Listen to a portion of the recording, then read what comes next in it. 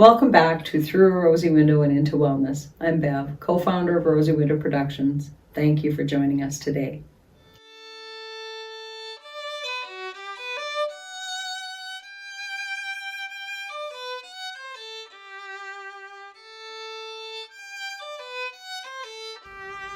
In this Helping Hands episode, we will be discussing the benefits of altruism. In preparing this episode, we looked at the philosophy of altruism, helping others to one's own detriment. Some scholars have pondered if there is such a thing as genuine altruism, with the exception of laying down your life so someone else can survive. Do we help others without some sort of personal gain? Others have looked at the different levels of altruism, noting that we are more likely to help those that share our DNA, and the greater the differences, the less likely we are to help. Through observation, it has been determined that helping others is biologically ingrained in most species to ensure the survival of the group. A bird revealing his hiding place with a warning call that will alert and protect others in a flock. Even a study showing slime mold cells, when short of food, will group together, and some will be sacrificed for the survival of the majority. Every interaction is a transaction. What came to mind for you with that statement? If money popped into your head, you're not alone. But helping others is not about the money.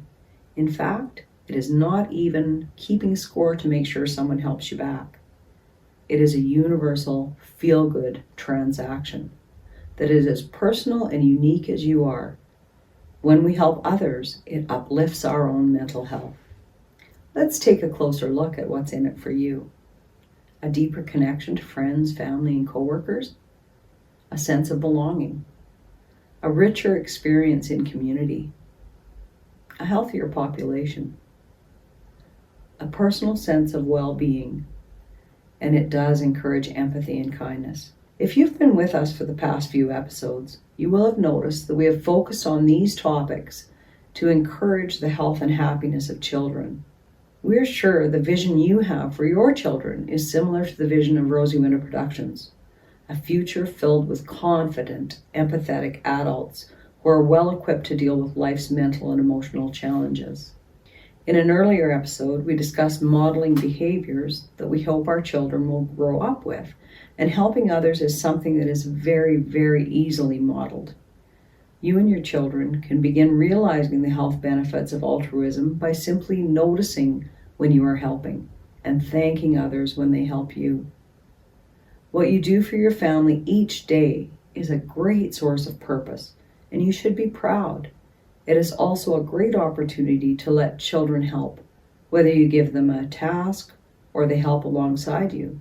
Be sure to let them know how much they have helped you out. One thing to keep in mind is not to go behind them and redo something they have helped with. The opportunity to learn will present itself, but if you redo a task, it will have them feeling as though they are not measuring up and they aren't any help at all. When my daughters were learning to match socks together, they were definitely not put together the way I would have done them.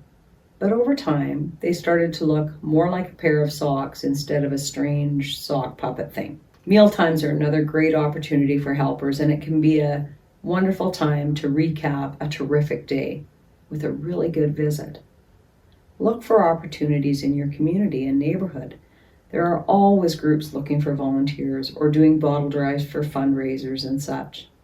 Cleaning up a neighborhood playground or park. Helping a neighbor with yard work or shoveling snow can be a rewarding task for a young person, especially if they recognize the opportunity themselves.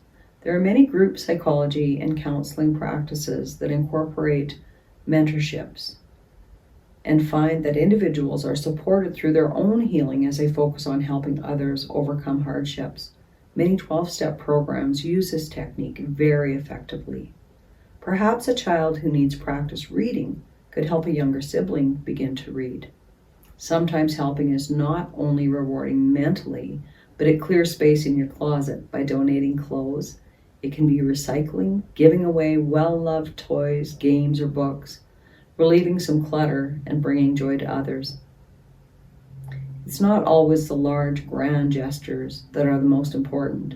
It can be the small opportunities, holding the door for someone, dropping a toonie into a fundraiser, or simply calling to check on a neighbor. We never know how that random act of kindness might have impacted someone else. It could have been a 45-second bright spot in a very dark day when you hold that door or smile. I think we all know people who will not ask for help or even accept it when it's offered. Perhaps our society has made it difficult, like it's a sign of weakness. Be aware of your beliefs about giving and receiving help. Be sure to show your children how grateful you are when someone is offered and how good it makes you feel to offer when you can. We gave a quick overview of the benefits of altruism earlier, but what does it mean for your children? Did you know that teaching children the value of helping can give them a greater feeling of self-worth, improving their mood, and can even reduce bullying? Studies have shown physical benefits for children over a wide spectrum of socioeconomic ranges, emphasizing that the benefits can be enjoyed whether you can give a little or you can give a lot. I can't count the times when someone has told me a story which ended with, "It renewed my faith in humanity." How often are those stories about someone helping someone else? And why has it become something that surprises us? If we all take a moment to do that one act of kindness, that little help, we can enjoy seeing our families and communities come together. As we roll into our guided meditation to end today, we hope that we have helped you to a new perspective on how helping others can help you.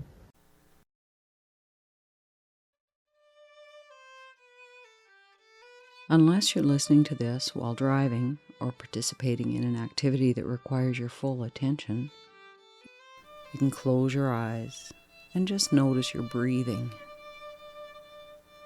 When you notice your breath, it's just a lovely way to let your mind and your body know of your intention to relax. And a nice breath in and out.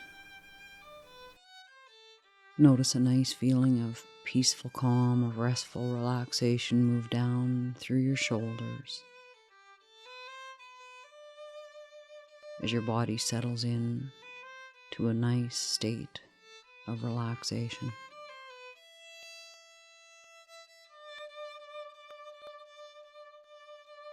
Perhaps you can let your mind wander to a time when you were helping others.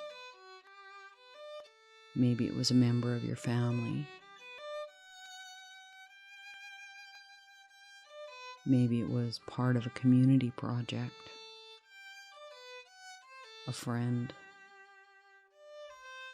Perhaps it was one of your children.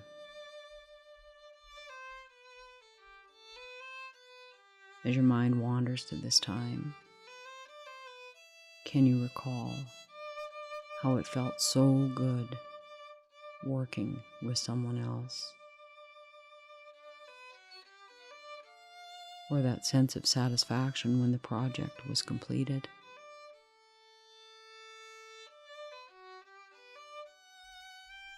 Maybe your mind wanders to how good it felt when that other person was grateful.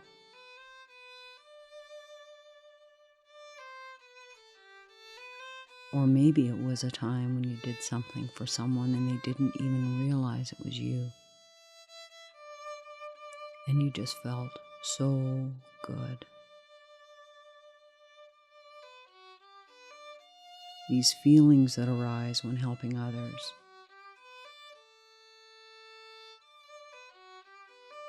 It is such a wonderful sense of satisfaction when you can help others, or when others help us. How wonderful it is that we rebuild communities and connections by helping others. How wonderful it is that by helping others, we have connection. As we raise this next generation of wonderful people, that gift of belonging, of sense of self, can be so enhanced by encouraging that connection, that sense of community, by sharing your gifts and your talents with others. We do these things in a very small way or a very big way, and that sense of satisfaction comes back to us each and every time.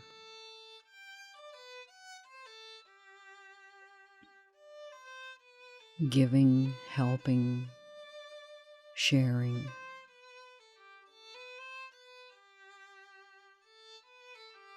What a selfless, wonderful way to broaden the horizons of our children, to show them the way of being part of the family, the community, the village, and resting and relaxing and taking a nice deep breath and letting your mind and your body wander over those wonderful feelings that come with helping others. Noticing your own sense of satisfaction as you see the gratitude and satisfaction in others. Noticing how your feelings, your attitude shifts to a peaceful, calm feeling. When helping others, you expect nothing in return. How you can settle into that feeling of satisfaction.